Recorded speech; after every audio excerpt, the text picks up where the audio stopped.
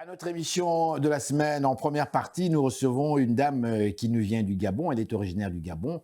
Léonia Nkogé. Elle vit dans la ville de Sherbrooke, en fait, dans cette région-là. Cette dame a fait des études universitaires dans le domaine des communications. Elle a fait aussi les relations internationales, mais elle a surtout fait la gérontologie. Et c'est une artiste aussi. Donc, on parlera avec elle justement, en fait, de son art et pourquoi pas de, comment dirais-je, sa réalité en tant que membre de la diaspora africaine ici à Montréal, marié avec un Québécois et qui a une famille ici.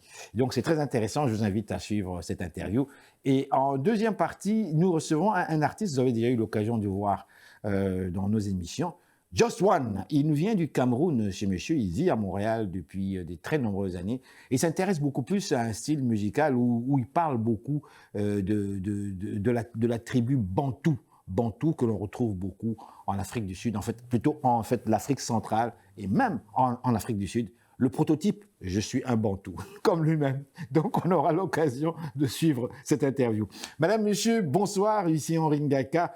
Bienvenue à notre magazine de télévision. J'espère que ça va très bien chez vous. Ne bougez pas, ça va causer après ces messages publicitaires. Madame, monsieur, bonsoir. Ici Henri Ngaka. Ne ratez surtout pas nos prochaines émissions présentées à ICI Télévision depuis Montréal. Ça va causer. Et nous voilà de retour à notre magazine de télévision. Si vous voulez vous joindre à nous, je vous dis encore une fois bonjour, sinon bonsoir, où que vous soyez actuellement dans ce bas monde. Et si vous nous suivez à partir de YouTube, parce que j'ai eu beaucoup de commentaires sur YouTube, je vous dis bonjour depuis Montréal. Nous recevons une grande dame à l'émission aujourd'hui. Elle est originaire du Gabon et elle vit à Sherbrooke. C'est une artiste, elle est peintre, enfin elle a beaucoup de spécialités, elle porte beaucoup de chapeaux. Bonjour, comment ça va? Bonjour, monsieur Henri, je vais très bien. C'est un honneur et un grand plaisir que de vous avoir à l'émission aujourd'hui. Et moi, donc, j'aurais bravé ciel et terre pour venir. J'ai bravé l'hiver, alors je suis venue. Franchement, vous êtes parti de Sherbrooke, quand même, c'est long, là.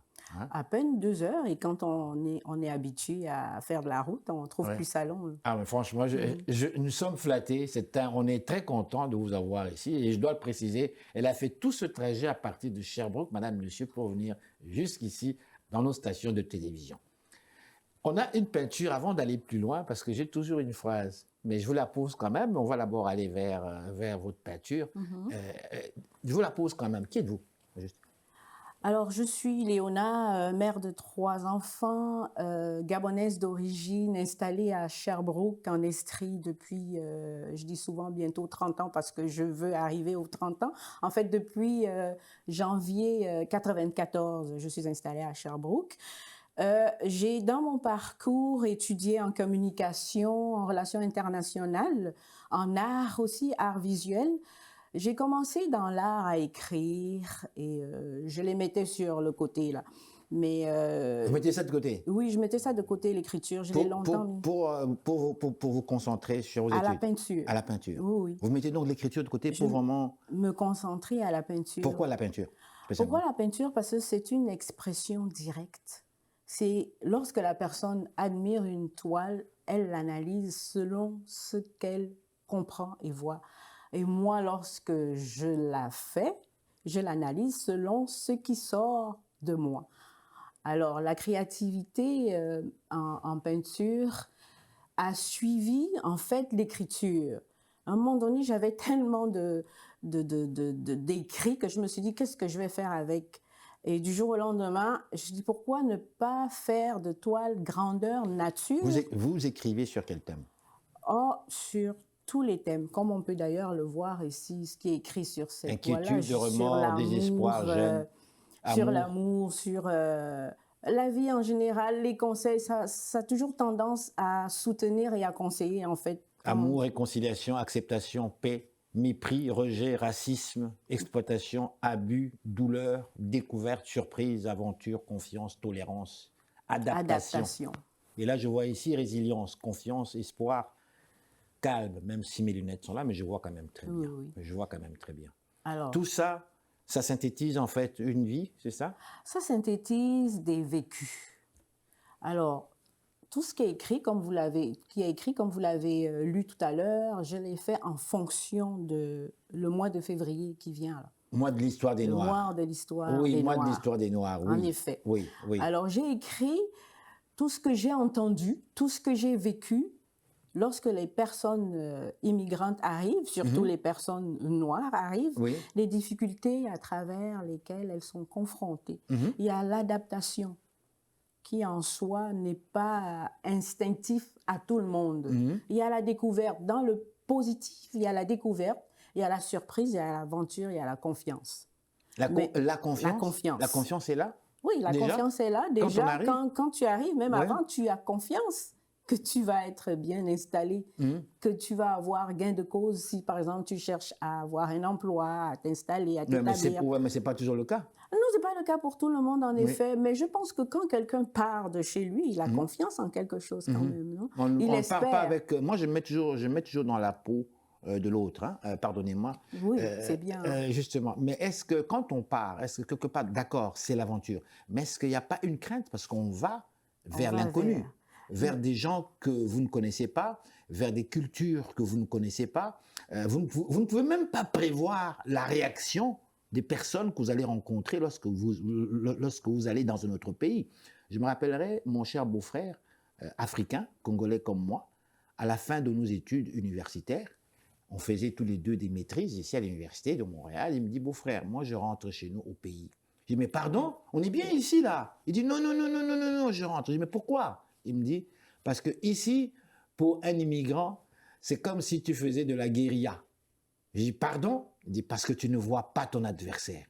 Tu ne sais pas prévoir ses réactions. Tu ne sais pas comment te comporter par rapport. Donc, moi, tant qu'à faire ça, ce combat-là, je préfère aller sur le terrain où c'est nettement plus facile. Il est parti, lui, mais nombreux sont restés ici. Et comme moi, nombreux, on vit tous ces grands défis-là. Comme moi aussi.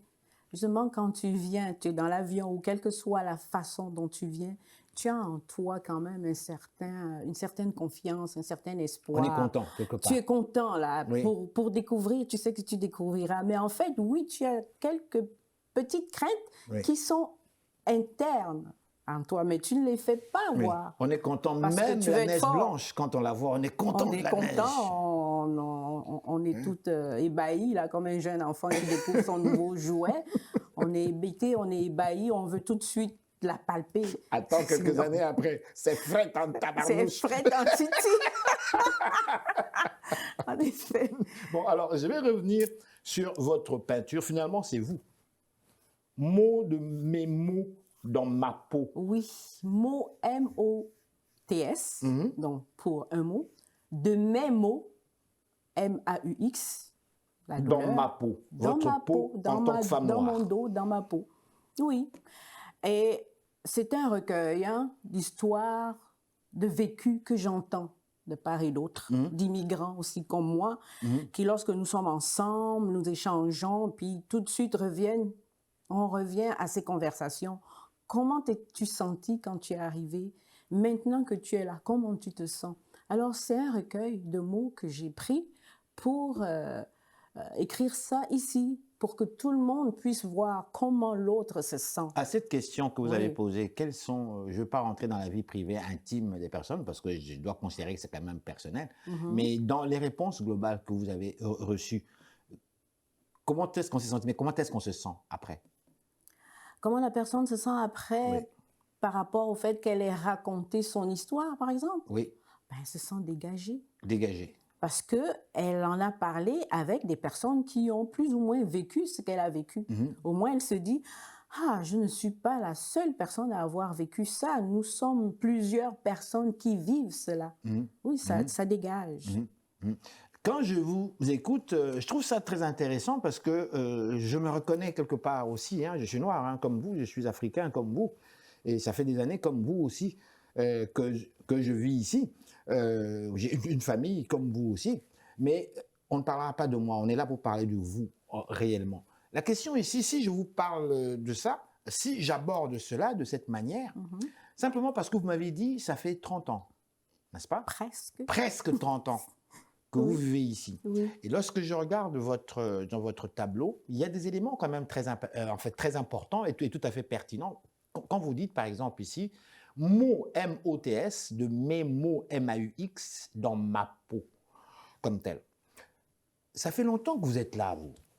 Très, très longtemps. Oui, Par rapport à ceux qui viennent d'arriver ici. en Et effet. eux qui vivent autre chose, ils vivent le mépris peut-être, ils vivent le rejet peut-être, le racisme, l'exploitation, une certaine douleur, comme ils vivent aussi l'amour. Ceux qui ont L'amour. une chance, ils rencontrent des bonnes personnes, Tout parce qu'il à y a en fait fait. des bonnes personnes partout dans ce bas monde. Mais vous, dans votre cas ici, ça fait 30 ans. Et là, j'arrive à ma question. On a constaté, et j'ai constaté aussi, peut-être que j'ai tort, et j'espère avoir tort, après plusieurs années, quand on arrive, on a ces éléments-là que nous avons. Une fois qu'on a dépassé tous ces éléments-là, on arrive, ça fait 20 ans, 25 ans, 30 ans. 30 ans. 30 ans, on est des adultes. Ben, on est des adultes, on est Mais- des mères et pères de famille, oui. Et même des grands-parents dans certains cas, En effet. quand on est précoce. Mais ce que je veux dire, c'est que il y a ce mouvement de retour, peut-être pas chez tout le monde, mais chez beaucoup de personnes, je l'ai constaté, moi j'ai pu résister. Beaucoup de personnes, il y a ce mouvement qui après, c'est le retour. On pense un jour peut-être rentrer chez nous. Ou si on ne rentre pas, mais peut-être faire quelque chose chez nous. On commence à penser aux gens chez nous. Ça fait 30 ans là, 30 ans qu'on est parti. Oui. Mais là, on commence. Plein de gens sont morts. Oui. Plein de gens sont partis. On a vécu plusieurs tristesses, plusieurs choses personnelles, seul parce que tu ne peux pas en parler à d'autres. On ne connaît pas ce monde-là. Un tel est parti. Là, tu vis un peu ce moment-là. Tu veux faire des choses. Dans mon cas, c'est réel. Je ne veux pas rentrer, peut-être vivre là définitivement, mais faire des choses. Faire quelque comme ça. chose, réaliser, te Est-ce que réaliser. pour vous, c'est le cas? Ben oui, Pourquoi? mais de un, vous comme moi, nous venons certainement d'une grande famille. Et chez nous, les parents, les grands-parents ont toujours dit la famille qui est sacrée a beaucoup d'enfants, de petits-enfants, arrière-petits-enfants. Je suis ici, je ne suis pas seule ici, j'ai des frères et des sœurs aussi qui sont ici. Mais le fait d'avoir eu des enfants qui sont nés ici, qui n'ont pas connu la culture vraiment de là où je viens et qui me demandent souvent apprends-nous tel mot, apprends-nous tel dialecte, ainsi de suite. Moi, je suis tentée. Je le fais, mais par mes moyens. Mais je suis tentée de vouloir investir à un moment donné chez moi. Je suis tentée d'emmener mes enfants, mes prochains futurs petits-enfants chez moi, pour qu'ils s'imprègnent aussi de cette belle culture. Madame, Monsieur, bonsoir. Ici Henri Ngaka. Ne ratez surtout pas nos prochaines émissions présentées à ICI Télévision depuis Montréal. Ça va causer. Pourquoi c'est important? Pourquoi c'est Mais c'est important pour vous? important pour moi. Pourquoi? Nous sommes très spirituels, nous. Nous aimons savoir, nous allons faire savoir d'où nous venons. Et moi, je vais le faire savoir à mes enfants. Je vais leur faire comprendre que telle culture, avec telle autre culture, se mêler ensemble, donnerait un plus. Donc, en fait, c'est un plus que je voudrais inculquer comme valeur à mes enfants, des valeurs Donc ancestrales. pour vous, c'est très important. Très important. Parce que je vous pose cette question parce qu'on voit maintenant des têtes d'affiche connues, américains, des grands acteurs. Il y a même un là qui est retourné au Gabon d'ailleurs, même Oui, chez oui, vous. oui, oui. J'ai vu le documentaire, il était tout fier, tout reçu. Là, vraiment, je me suis dit, mais c'est quelque chose. C'est-à-dire que, Samuel Lee Jackson. voilà, je me dis, mais c'est vraiment terrible, c'est quelque chose. Donc, vos ancêtres ont été pris comme des esclaves. Et vous, après des siècles, Vous avez toujours ça en des mélanges, tête, tout vous ça, voulez oui, repartir. vous retournez pour aller obtenir votre citoyenneté. Je pense qu'il est devenu même gabonais, de Oui. quelque part.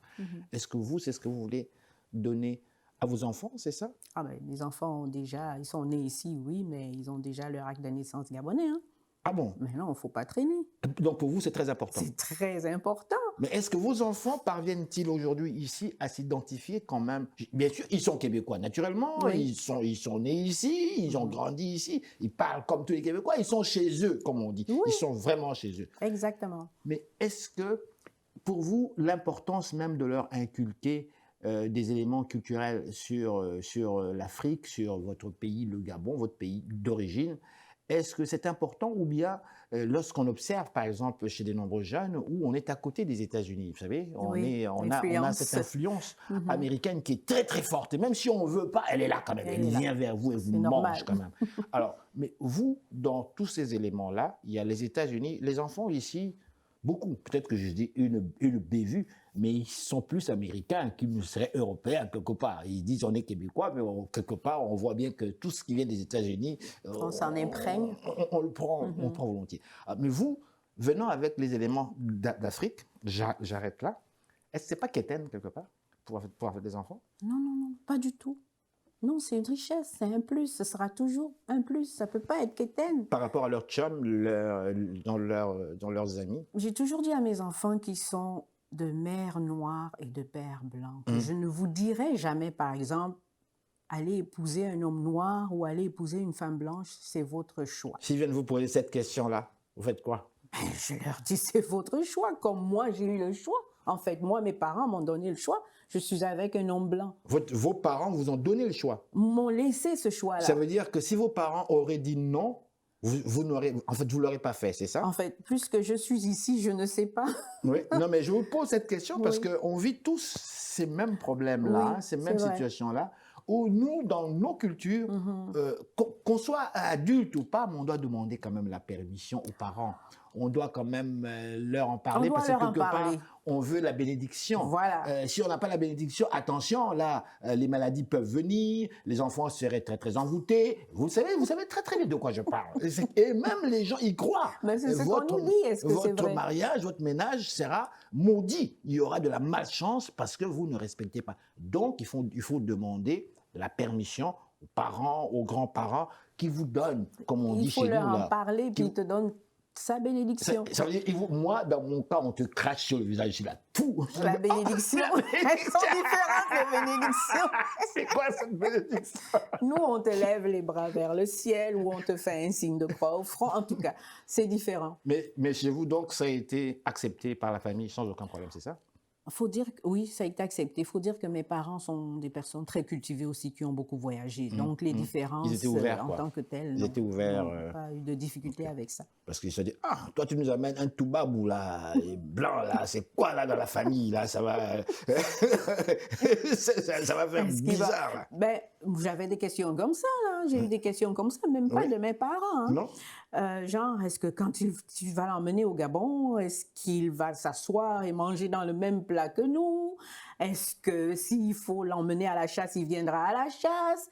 Est-ce qu'il va pas rougir s'il est un tout petit peu blessé? Oui, j'ai eu des questions comme ça qui m'ont fait rire. Les gens tout le long. posent toujours des questions parce qu'ils ne savent pas. Et je suppose que dans votre cas, vous ici, là, aïe, aïe, aïe, je vois la famille de l'homme là, dit, mais toi là, mon gars, t'aimes ça, les bronzés là. Hein? Vous êtes bon. Voilà. Ah, vous allez enlever cette partie au montage. Mais c'est l'émission, ça va causer. Mais Alors c'est bien. dites-moi, le public qui veut vous en fait suivre, Oui. qu'est-ce qu'on fait? Comment est-ce qu'on fait? En général, lorsque j'ai une présentation, je mets sur mes réseaux sociaux, c'est-à-dire que j'ai une page professionnelle, Facebook, et une page, disons, une petite page aussi. J'ai 2 pages Facebook professionnelles intitulées « C'est thérapeutique ». OK. Pourquoi c'est thérapeutique? Parce que je suis aussi massothérapeute, OK. kinésithérapeute, gérontologue. Oh, oui, et je pense que vous avez une maîtrise en gérontologie. Oui, j'ai une maîtrise Si- second cycle en si gérontologie, je m'abuse. soutien, conseil et intervention. Donc, j'ai une clinique que j'ai nommée C'est thérapeutique parce que j'englobe mon art. Oui, OK. En fait, je fais de l'art altruiste parce que cet art a tendance à sensibiliser les gens, à aider les gens, à conseiller, à guider, à de suivre les l'art gens. altruiste, c'est vraiment pour aider, c'est ça? Aider, donner. Donner, d'accord, OK. Ce n'est pas, il y a une différence entre une autre forme d'art? Est-ce qu'on parle de Oh. l'art? Parce qu'il me semble Moi, que je pour moi... parle d'art altruiste parce Oui. que c'est un peu comme si je faisais de la psychologie, là. Donc, quand la personne voit mon art Oui, et ce que je ressors de mon art, c'est-à-dire les paroles, c'est des conseils. Les gens viennent assister à mes spectacles lorsque j'ai des toiles grandeur nature. Et après, ils viennent me voir et me disent « Waouh, tu sais que tu m'as fait toute une thérapie. Donc, c'est ce que j'appelle lorsque moi les l'art gens vous altruiste. disent cela, est-ce que c'est par rapport à quel thème, quel sujet précisément? C'est un exemple Oui, pour oui. qu'on puisse comprendre. Jusqu'à simplement. présent, j'ai Amaré et Sensibilise. Ça, c'est 2 femmes. C'est une toile représentée par 2 femmes. Alors, la thématique là-dedans veut que les femmes, entre elles, on se sensibilise, on s'entraide. Au lieu de se marcher dessus, au lieu de se critiquer, comme on sait que la reine féminine est plutôt très sensible, lorsque tu es, par exemple, en emploi avec plusieurs ou certaines femmes, tu as tendance à un peu être à côté. Parce que quand tu essayes de prendre les devants, quand tu essayes de t'exprimer, de dire, bon, ce projet, on va le conduire comme ça, c'est pas toutes les femmes qui le prennent bien. OK. Ouais. Parce qu'avec notre sensibilité, elles vont se dire, oh, elle veut montrer qu'elle sait, elle est mieux que nous. Donc, dans mon écriture et ma toile, Amarrer et sensibilise, je sensibilise les femmes, j'interpelle les femmes à se souder parce qu'il ne sert à rien que l'on fasse des marches pour revendiquer notre position dans l'échelle sociale, alors qu'entre nous, dans des sphères comme au niveau du travail ou bien des rencontres, on ne sait pas se souder. Mais est-ce que ce n'est pas la compétition normale, naturelle qui se passe entre êtres humains et plus particulièrement chez les femmes aussi, comme ça se passe d'ailleurs chez les hommes? Oui, chez les hommes aussi, mais je suis une femme et je sais un peu comment on est. C'est plus juste la compétition, c'est un manque de solidarité. Pourquoi on revendique nos droits? Pourquoi les hommes ne revendiquent pas leurs droits? Mais les hommes ne revendiquent pas dans leurs droits parce que jusque-là, ça semble aller. Mais d'ici quelques années, peut-être les hommes vont commencer à revendiquer leurs droits. Parce que les femmes prennent de plus en plus de place. Jusque-là, les hommes disent pas un mot, ils sont bien contents. On les fait venir. Mais quand ils vont voir que les femmes, comme elles sont bonnes, parce que moi, je dis toujours, il ne faut jamais juger les gens. Ça, c'est mon point de vue. Hein, ça, c'est personnel.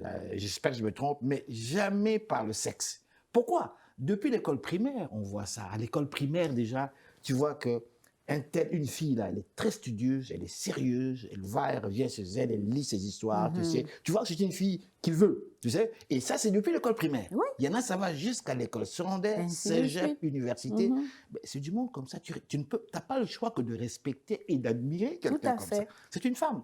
Donc, ça n'a rien à voir avec le fait qu'elle soit femme ou homme. Elle est comme ça, elle est bonne, on la respecte. On a tous eu des professeurs à l'université femmes qui étaient très bonnes, qui étaient très valables. Il y a des présidents de femmes. On ne les voyait pas comme femmes, on les voyait comme des professeurs. Alors pour moi, je ne vois pas cette différence-là. Je trouve que pour les femmes. C'est ça, mais je voulais dire, en posant la question, pourquoi les femmes revendiquent des droits, leurs droits. Je voulais en venir à dire que si nous revendiquons des droits vis-à-vis de la rente masculine, qu'on veut qu'elle nous regarde, qu'elle nous octroie les places qu'on mérite par rapport à nos capacités. Entre nous, on pourrait commencer aussi à se donner un coup de pied là, et pour se souder de plus en plus, au lieu de se faire rabaisser et tout, de dire, bon, elle a obtenu, par exemple, elle a obtenu tel poste parce qu'elle sort avec telle personne. C'est pas normal, non? C'est pas toujours ça, d'ailleurs. Non, c'est pas toujours ça, parce qu'on sait qu'il y a quand même en fait, des femmes très, très, très compétentes, et ça, je le répète. Bon, qu'est-ce qu'on doit retenir? La compétition soit malsaine. Qu'est-ce qu'on doit retenir de notre interview? Mais on doit retenir que pour le mois de l'histoire des Noirs, j'ai conçu cette toile qui sera une exposition, mini-exposition itinérante tout le long du mois de février. C'est-à-dire que je la ferai exposer aux endroits stratégiques de la ville de Sherbrooke. Donc, si les gens veulent me suivre, ils peuvent aussi suivre à partir de mon site Facebook, où je mettrai toutes les informations. Encore une fois, merci infiniment. Ben, moi aussi, je vous remercie, Monsieur Henry, de m'avoir invité. Ce fut plaisant. Merci beaucoup, merci. Alors voilà, Madame, Messieurs,